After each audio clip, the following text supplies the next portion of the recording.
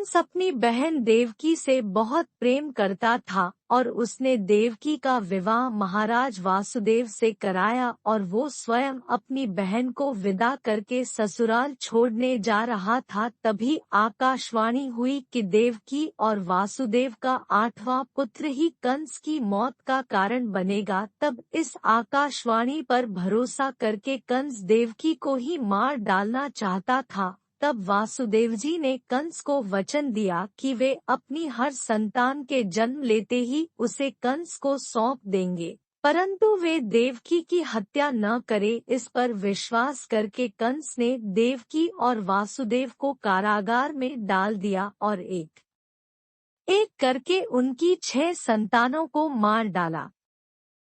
7वीं संतान के जन्म लेने से कुछ समय पूर्व भगवान श्री हरि विष्णु ने देवी योगमाया की मदद से देवकी के गर्भ को वासुदेव जी की पहली पत्नी रोहिणी के गर्भ में स्थापित कर दिया और यह पुत्र बलराम कहलाए। और इसके बाद 8वीं संतान के रूप में भगवान विष्णु ने अपने कृष्ण अवतार में जन्म लिया। उस रात अचानक सभी सैनिक गहरी नींद में सो गए और कारागार के द्वार भी अपने आप खुल गए और वासुदेव जी गोकुल में अपने मित्र नंद के यहाँ अपने पुत्र को छोड़ आए। इस प्रकार नंद बाबा और उनकी पत्नी यशोदा ने ही भगवान श्री कृष्ण का पालन पोषण किया। इस दौरान कंस ने उन्हें मारने के अनेक प्रयास किए, परंतु सब विफल हो गए।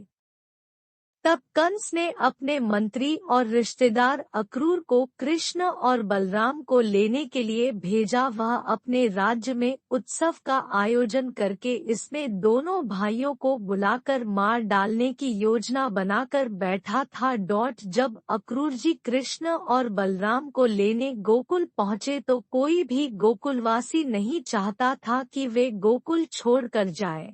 तब भगवान श्री कृष्ण ने उन्हें समझाया कि यह उनके जीवन का एक महत्वपूर्ण चरण है और इसी उद्देश्य हेतु उन्होंने जन्म लिया है।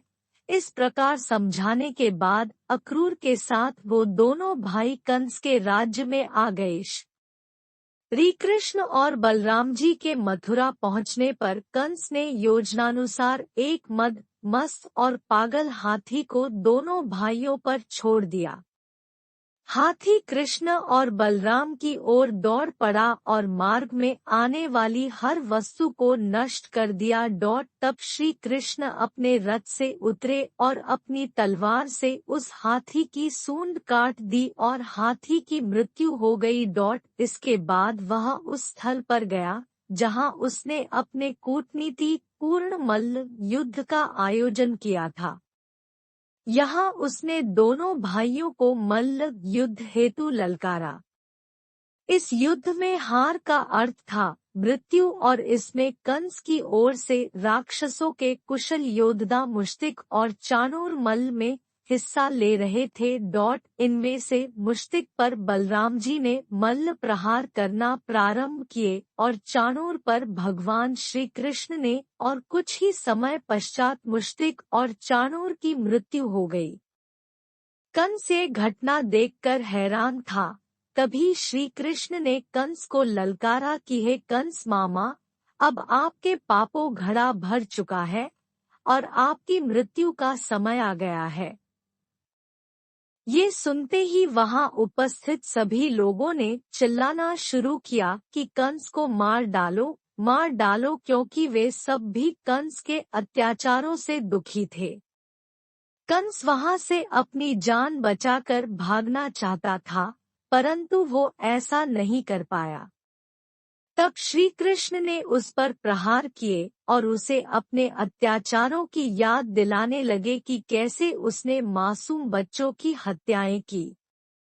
कृष्ण की माता देवकी और पिता वासुदेव जी को बंदी बनाकर रखा, उनकी संतानों की हत्या की, अपने स्वयं के पिता महाराज उग्रसेन को बंदी बनाया और स्वयं राजा बन बैठ जनता पर कैसे जुल्म किए और उनके साथ अन्याय किए। इसके बाद भगवान श्री कृष्ण ने अपने सुदर्शन चक्र से कंस के सर को धड़ से अलग कर दिया और उसका वध कर दिया। इस प्रकार भगवान श्री कृष्ण ने कंस के अन्यायों का दमन करते हुए उसका वध कर दिया।